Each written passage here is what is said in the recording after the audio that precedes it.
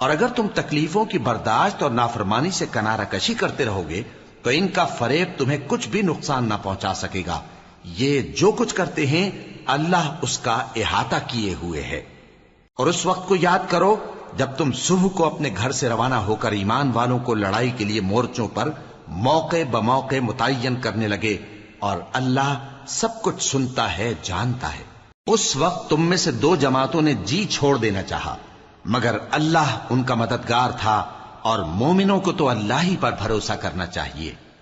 اور اللہ نے جنگ بدر میں بھی تمہاری مدد کی تھی جبکہ اس وقت بھی تم بے سر و سامان تھے. بس اللہ کی نافرمانی سے بچو تاکہ شکر گزار بن جاؤ.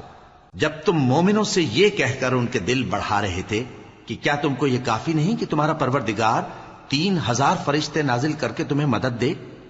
ہاں، کیوں نہیں، اگر تم دل کو مضبوط رکھو اور نافرمانی سے بچتے